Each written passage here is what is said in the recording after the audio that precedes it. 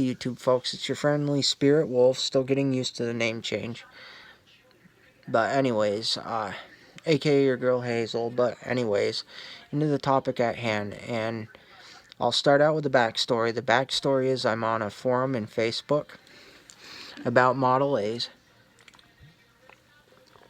and, sorry, excuse me, and, I was making a comment on a post that somebody posted in the forum group about they're looking for a daily driver, and they found one in a barn, aka barn find, and it's a Woody, because that's what they really wanted, but it's been sitting for like, I think they said 20 years or better, I forget. And you know what I attribute to barn find? Even in a barn, the moisture gets to it, and it's a Woody, and the wood's going to have some rot to it, so you're going to have to do some work there. And they were asking what a fair price was, but nobody was really giving them one. So I said, well, you might want to start out at maybe an offering bid of $1,000 and see where it goes. Because after all, it is a Model A. Granted, it's a Model A Woody, and it was a 29, they said. They were told, so that's most likely a 29, I'm going to say, panel van sedan combination. And so the whole back half of the cab is made of wood, of course, and the doors. So when you're buying something like that, you got to factor it in. And especially if the seller does not have a set price they want for it, offer them $1,000, and if the least they can say is no. So if they say no, then try to get to a price you both can agree on. But some people on the forum got insulted that I would even start out with a starting offer of $1,000. I mean, really? Especially knowing that that vehicle could need some work, some major woodwork done to it. So the problem I have is just that, if it needed major woodwork. And I'm not saying that $1,000 is my final all I would pay and walk away. I'm just saying I would offer them $1,000, in my opinion, and see where it goes. Because especially if the seller doesn't, like I said, doesn't know what they want for it, start at $1,000. And if they did a little research and say, well, I found it was this, okay, then meet upon a price you agree upon. But I feel like those are the people that would say, well, I could probably get $4,000 just for the mechanical end of it alone and all the metal bits. Okay, then you have a fun time, go and get that, because if the mechanicals need work and the wood structure needs doing, I'm a collector and I love collecting older vehicles and such, but I'm a realist collector because I've always been a realist. Because I believed that you can have your heart and the passion, but you have to be logical about the item you're buying. And say, okay, how much is it going to cost me to fix it if it needs these little things? Say it needed this work, and it most likely probably does need some woodwork because it's been sitting 20 years or better in a barn with most likely a dirt floor. So just saying. So you have to factor that in and say, if I buy it for this price, say they want $2,000 or $2,500 for it, for example. If I buy it for this price, am I going to have more into it than it's worth?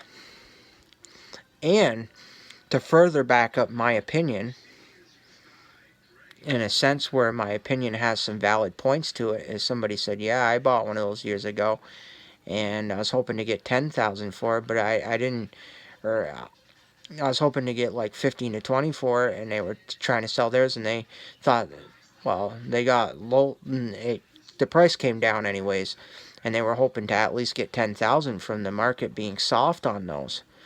Because of that reason, being a Woody, they're a massive undertaking, and they only ended up with $9,000 after selling it. So, you have to factor all that in. But I definitely feel that these people who claim they would be like one of them said, I would be insulted by that, and even if we found a agreeable price to agree upon, I still wouldn't sell it to you because of the reason you insulted me for even starting out with $1,000 offer. And again, like I said, it's just an offer of $1,000. And furthermore, again, like I said, I think those are the people that just would want $4,000 or $5,000 for a vehicle, which eats into half of the budget of the vehicle, especially if you have somebody else do it. So now you're losing money. And I don't like losing money if I don't have to. And there's times I've had some raw deals where I've got myself beat. I can remember a tractor I bought years ago. It was yellow with flames on it, and it was customized up to Quazoo. It was an old Montgomery Ward's, and I had to have it because of the customization. I paid $75 for it. Never got the dang thing running, and I ate $75 plus parts because I couldn't get the starter to work right. And instead of swapping a new starter, I didn't even bother because I couldn't even find a belt for it that was the right size, a drive belt. So I just gave up. So there's a prime example of where I've learned my lesson, and I've realized you have to have a reality sense about it and disconnect your heart sometimes. And if, say, for example, a vehicle like that is being sold and the seller's dead set they want $4,000 for it, but the whole wood structure needs to be replaced and redone and rebuilt all new. Granted, you might be able to salve some inner structure pieces, but like all the outer structure pieces need to be recreated. I would walk away personally. That's just my opinion, because knowing that it could need that work at $4,000, and that's what my opinion was. That's what I was stating. If it needed that much work, I would stay away from it. Especially if the seller says, "Oh, I want $4,000 or $5,000, $6,000 for it," because now you're losing money. And to know that that one person only made $9,000 off the one they restored and sold. So that's just my opinion. That's how I feel. And I think that's where I'm going to leave the video.